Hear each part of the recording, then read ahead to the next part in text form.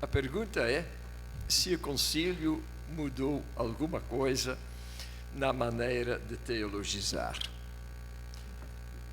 E pensei imediatamente em Eduardo Schillebeeckx, que antes do concílio era um exemplar teólogo neoescolástico com alguma influência da filosofia da linguagem. Depois do concílio, ele chegou a escrever Sínteses de Teologia, em que tem até um volume que a gente poderia chamar uma teologia do Jesus histórico. Ele se transformou num assíduo leitor da Bíblia, dos Evangelhos, em teólogo a partir dos Evangelhos. A mim mesmo aconteceu uma coisa semelhante. Eu, ao iniciar a pós-graduação em teologia, eu acho que foi no ano 65, 50 anos atrás, queria ser teólogo fundamental. Mas acontece que os teólogos fundamentais de Louvaina estavam todos no concílio. Então, forçosamente, para não perder meu tempo, procurei estudar um pouquinho os evangelhos e caí nas mãos de um exegeta fanático que não me soltou mais. Assim eu me tornei exegeta. No concílio não precisavam dos exegetas naquele momento, só precisavam dos dogmáticos.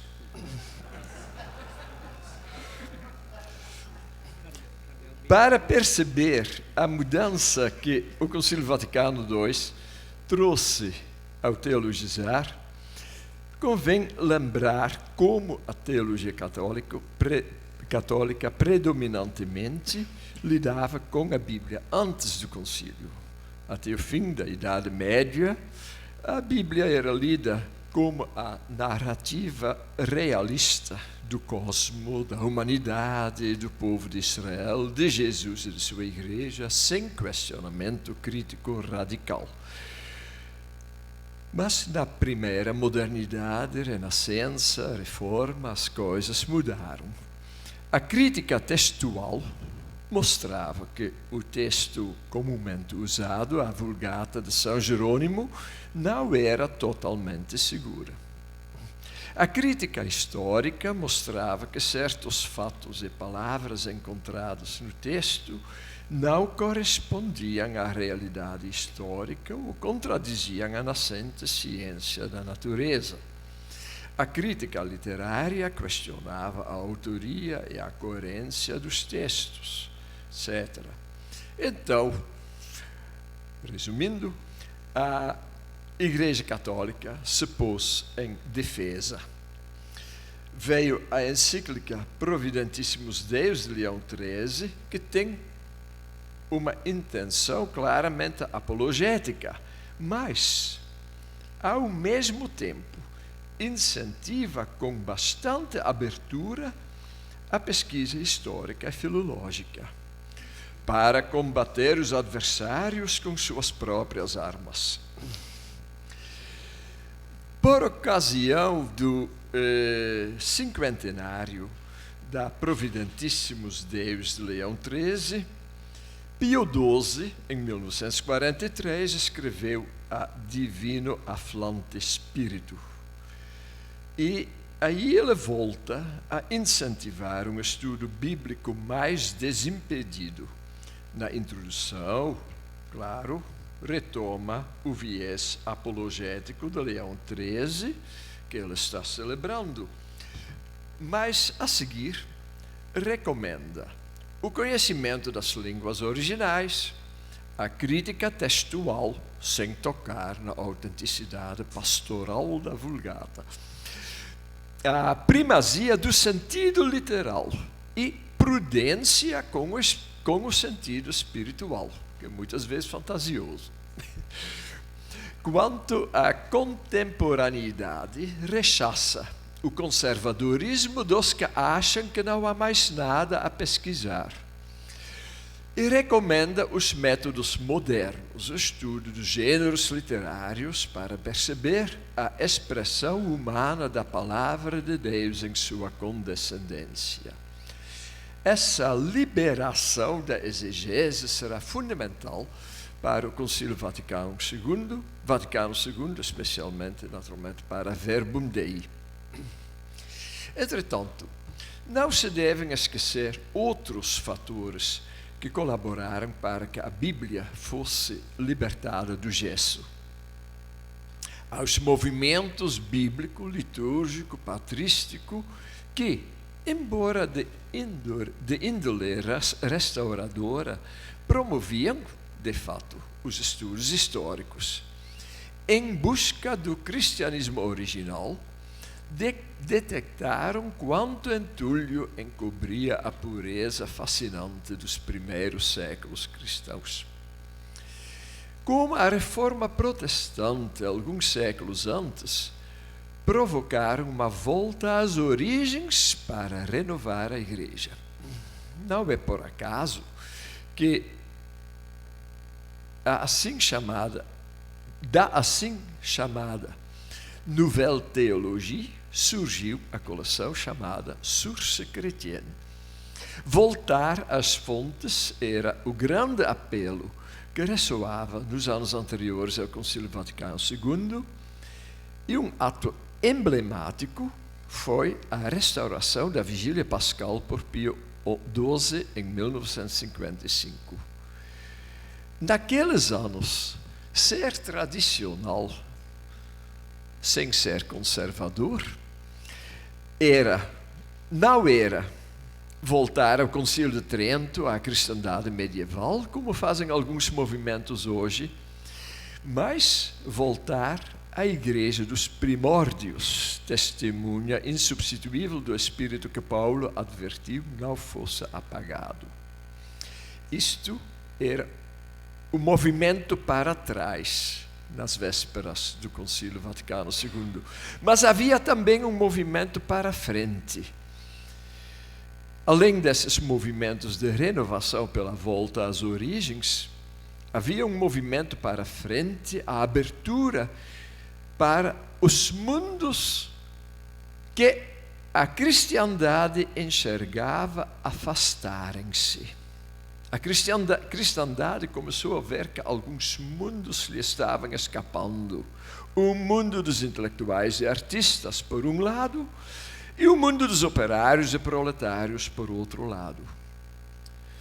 Poderia falar alguma coisa sobre a ação católica, só quero lembrar a ação católica da esquerda, porque havia também uma ação católica da direita, né?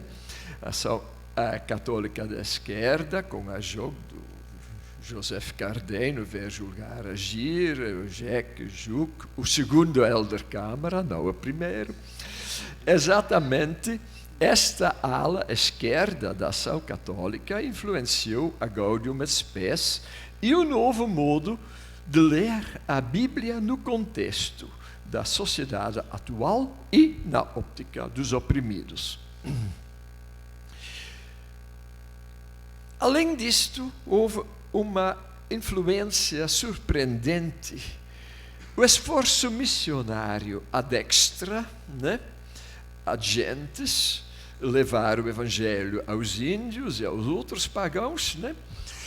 Este esforço trouxe para dentro da Igreja o conhecimento das outras culturas, que primeiro eram consideradas como inutilizáveis para a fé, mas depois, pelo menos, como um possível humus para igrejas novas que encarnassem o Evangelho de modo original e, quiçá, mais autêntico do que a já desgastada cristandade europeia. Nisso, a situação da América Latina era um tanto ambígua. Havia aqui na América Latina, do outro lado do Oceano Atlântico, um cristianismo ao mesmo tempo medieval e sincrético, necessitado de romanização, que na realidade significava tridentinização. poucos anos antes do Concílio Vaticano II, ressoou o apelo de Pio XII para reforçar o clero diocesano e a ação católica nas igrejas do assim chamado Terceiro Mundo. A encíclica Fidei Donum deu origem aos colégios para a América Latina, em Verona, Madrid e Lovaina, foi o meu caso. Mas o que aconteceu não foi necessariamente uma romanização. Os novos missionários, contagiados já pelo Concílio Vaticano II, divulgaram a leitura da Bíblia com o povo no quadro da conscientização popular e das comunidades de base. Então, que acentos novos é que se descobrem na época do concílio, do decorrer do concílio? Eu coloco em primeiro lugar a Bíblia em sua relação com a liturgia. O primeiro documento promulgado pelo Concílio Vaticano II foi o documento sobre a liturgia Sacrosanctum Concilium, que dá um lugar de honra à Bíblia. A renovação litúrgica deverá então insistir na primazia da escuta da palavra, ouvintes da palavra, diziam Guardini, Rahner, né?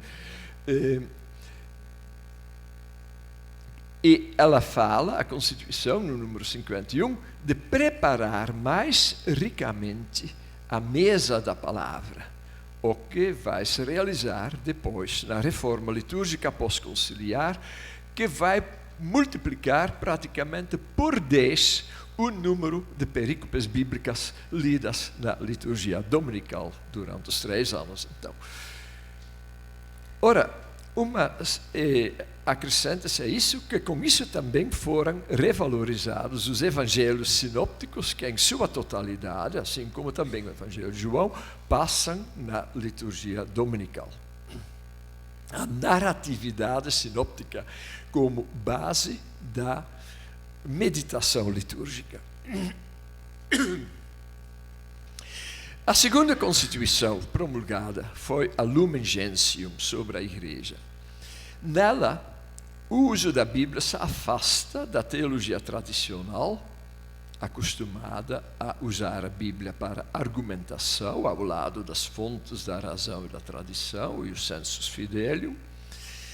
A Lumen Gentium inicia com um elenco, não de provas escriturísticas, dicta probância, mas de imagens bíblicas da Igreja, principalmente do povo de Deus e do corpo de Cristo, além de muitas outras, que nos fazem ver a Igreja não mais a partir da hierarquia, mas a partir da comunidade dos fiéis. Aqui, a Bíblia não é um arsenal de argumentos, mas um pano de fundo, um horizonte, que determina a óptica e garante a escuta da palavra que deve presidir a todo teologizar. E vale acrescentar que esta abordagem oferece uma base para um clima bíblico na Igreja. Igreja que assim toma consciência da sua continuidade com o povo bíblico, o que aparece depois, então, na Nostra Aetate.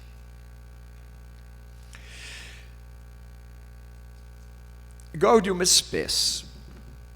O reencontro do povo eclesial com a Bíblia recebe uma dimensão nova, decisiva para um novo modo de teologizar na articulação entre a Bíblia e a vida, no arduamente discutido esquema 13, que depois se vai tornar a Gaudium Spes. Neste documento, a Bíblia não ilumina apenas a doutrina e a espiritualidade individual, mas deita um olhar sobre a sociedade, que lhe oferece os temas a serem iluminados pela Bíblia. Pratica-se a leitura em correlação Bíblia-sociedade, Bíblia-vida, que se tornará a leitura bíblica preferencial das comunidades de base do Terceiro Mundo em outros ambientes.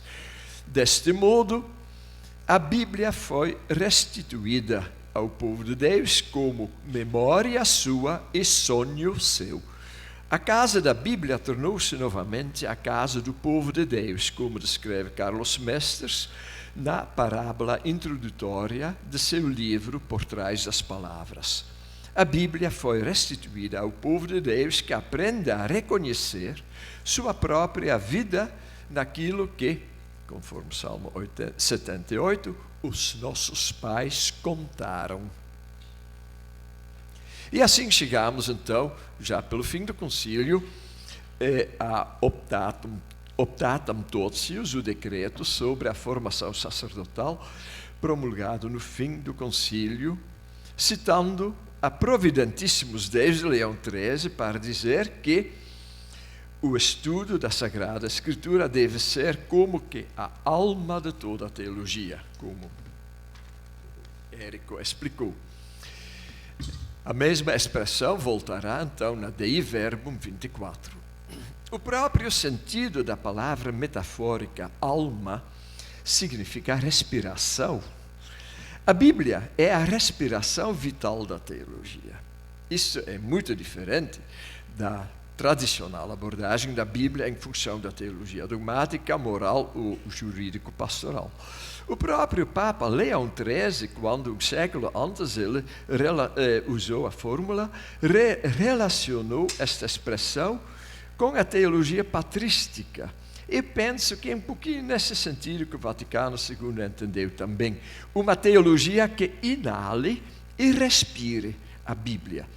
Não por um estudo meramente histórico, mas porque o teólogo, o exegeta, inclusive, faz da Bíblia o seu mundo de referência, seu horizonte. Afinal, a Bíblia, no sentido do documento das origens da fé cristã, alimentado pelas Escrituras de Israel, é a testemunha firme do evento de Jesus Cristo e da fé que este suscitou e que a Igreja se propõe de transmitir. E assim eu deixei até o fim o Dei Verbum. Até o fim, porque, apesar de ter sido o primeiro tema a ser colocado no TEAR, foi praticamente o último a ser acabado, juntamente com a Gaudium et Spes. Por isso mesmo, este documento é importante para perceber as mudanças que aconteceram durante os 3 anos de trabalho do concílio. Começa com o tema da escuta da palavra.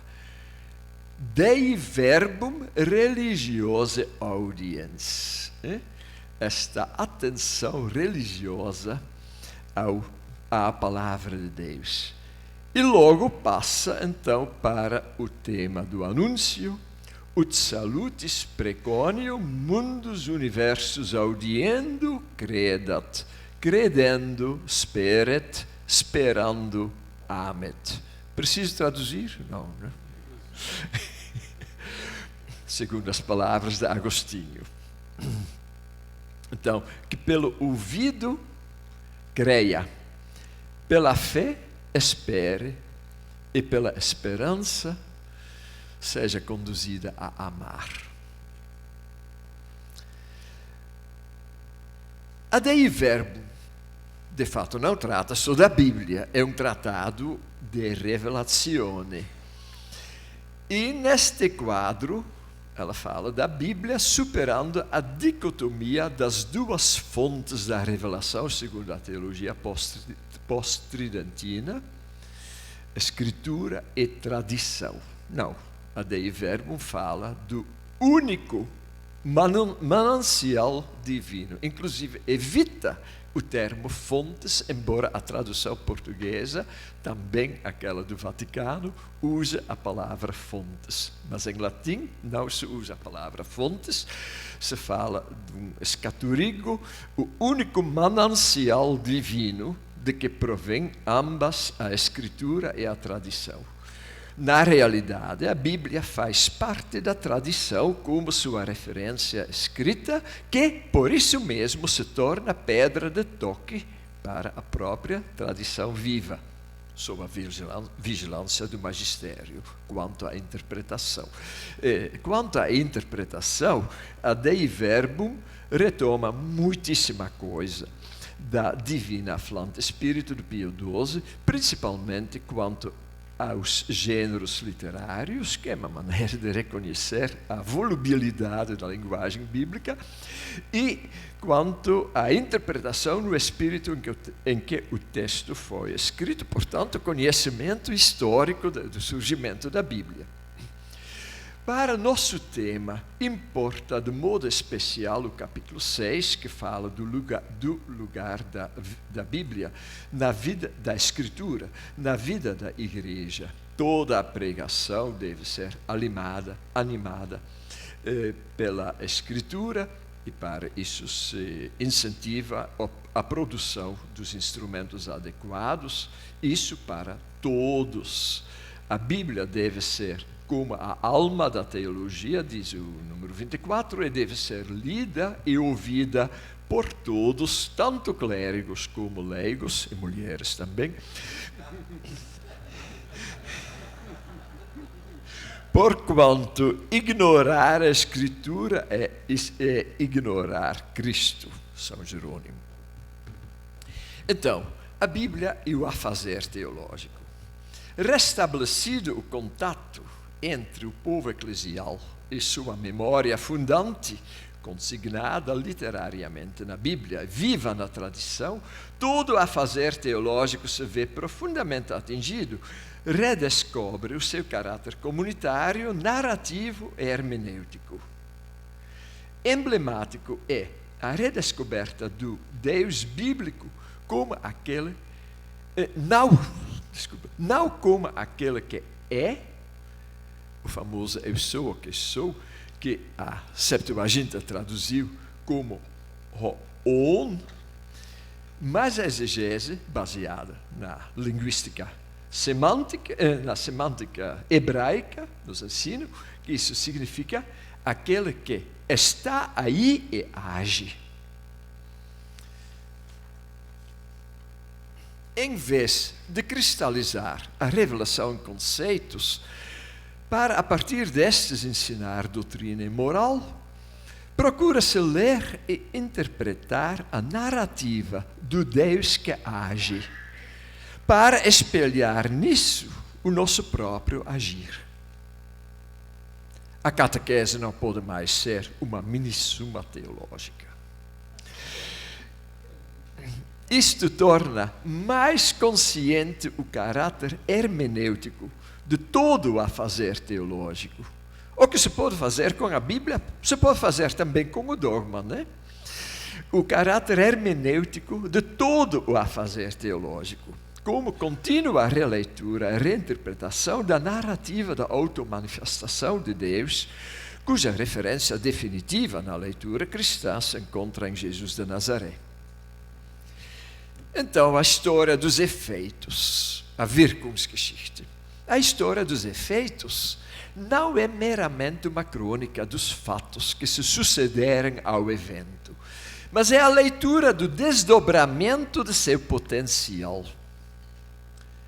Quanto ao efeito inovador do acento bíblico no período pós-Vaticano II, os momentos mais destacados foram, a meu ver, a instauração da liturgia renovada, a publicação do documento da Pontifícia Comissão Bíblica sobre a interpretação da Bíblia na Igreja e a Assembleia pós-sinodal sobre a Palavra de Deus na vida e na missão da Igreja em 2008, que deu origem à exortação apostólica Verbum Domini de Bento XVI. São os momentos mais destacados, não necessariamente os mais importantes.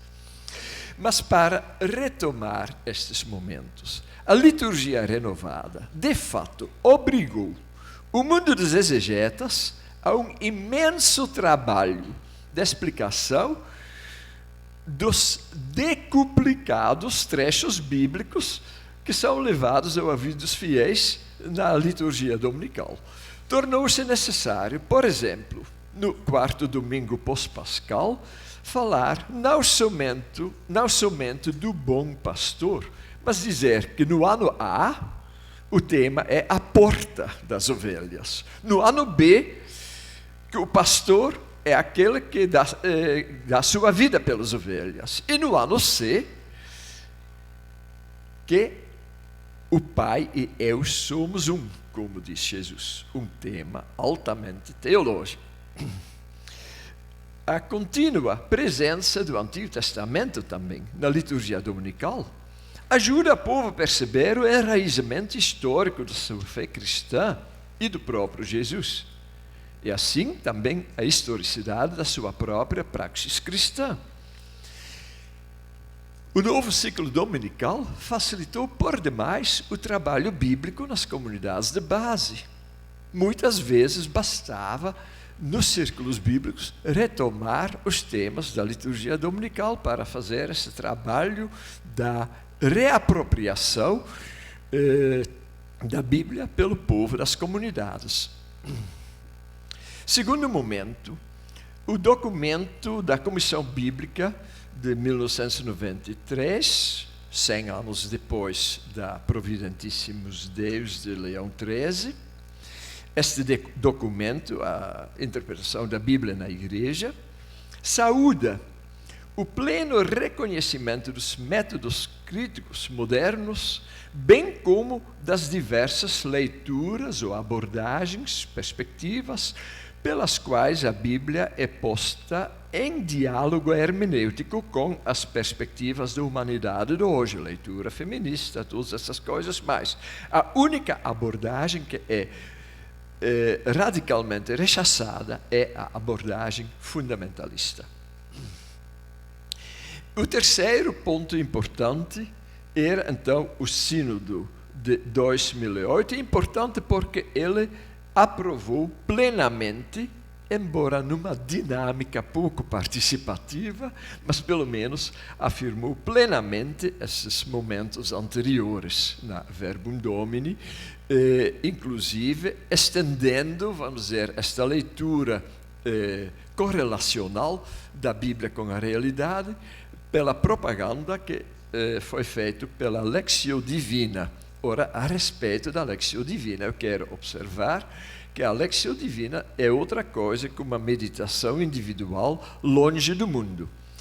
O Enzo Bianchi, que escreveu sobre este tema, e Carlos Messes aqui, no meio de nós, que foi um grande promotor da Lectio Divina, nos ensinou a fazer a Lectio Divina a partir da nossa experiência no mundo junto aos pobres. O efeito do concílio se faz também sentir nos muitos grupos de estudo bíblico, tanto em nível acadêmico como em nível popular, que nasceram depois. Se antes do concílio, no âmbito católico, pelo menos estudioso da Bíblia era considerado como um caso à parte, hoje a área bíblica talvez seja aquela que é mais procurada nos estudos de pós-graduação em teologia. E as crises do catolicismo, no primeiro e nos outros mundos, a partir dos anos 80, não conseguiram anular a abertura provocada pelo Concílio Vaticano II e podem até ser consideradas como uma provação benfazeja, como do ouro no crisol, para revelar o que é verdadeiramente resistente e duradouro na nova abordagem bíblica. E assim, concluindo com um pequeno balanço, o balanço do Concílio para a leitura da Bíblia na teologia, a teologia bíblica, e em toda a teologia, me parece apresentar 4 ganhos principais. Em primeiro lugar, a liberdade exegética. A porta entreaberta por Pio XII, na Divina Flante, foi escancarada pela Dei Verbum e pelo documento de 93. E Bento XVI confirmou isso plenamente. Segundo, a leitura mais hermenêutica e não tanto argumentativa. Por esta última, a leitura argumentativa, nós entendemos o uso da Bíblia para encontrar argumentos a favor de determinadas teses teológicas. Isto não é necessariamente errado, mas não faz jus ao ouvir a palavra. ouvinte da palavra, deixar primeiro falar a Bíblia por si mesma, e não através de sistematizações doutrinais. Deixar primeiro falar a Bíblia por si mesmo no sentido da memória daquilo que Deus fez com o seu povo desde os inícios. Em terceiro lugar, quanto ainda a esta escuta da Bíblia, ela sempre existiu na igreja, mas ela levava o nome de espiritualidade ou de meditação. Ora, a ampliação da proclamação bíblico-litúrgica reforçou, de fato, a espiritualidade da escuta bíblica, mas o Concílio Vaticano II, retomando pensamentos muito antigos, vê isso como essencial para a teologia como tal, como a alma da teologia. Quarto, a escuta da Bíblia deve estar articulada dialeticamente com a escuta do mundo. Eu digo dialeticamente porque o mundo nos ajuda a escutar melhor a Bíblia e a escuta da Bíblia nos ajuda a escutar melhor o mundo. Pode-se perguntar se isso provocou, pelo menos reforçou, a leitura da Bíblia como espelho do contexto atual. Depende de como se faz a relação.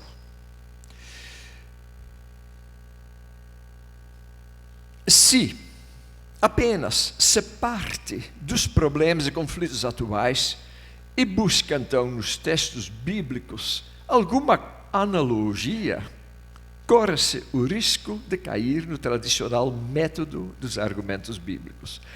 Mas, se a Bíblia nos sensibiliza e leva a descobrir problemas fundamentais da atualidade, por exemplo, a escravidão do povo, então, este método de correlação, com sua dialética da alteridade e analogia, é um legítimo ouvir a palavra e guardá-la numa nova interpretação práxica.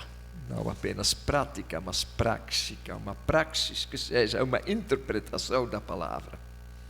Bom, concluindo, o documento que menos exibe citações bíblicas, a Gaudium et Spes, foi determinante para o novo modo de ler a Bíblia. A obediência à palavra não se pode basear só no estudo da letra, mas deve escutar o Espírito no mundo, como diz Karl Rahner. A palavra de Deus é maior que a Bíblia, diz a Verbum Domini. Em segundo lugar, o sentido da Bíblia, um sentido dinâmico, não congelado na letra. Esse espírito só se degaja para quem também escuta o mundo, que é o destinatário que dá um sentido vivido aos textos.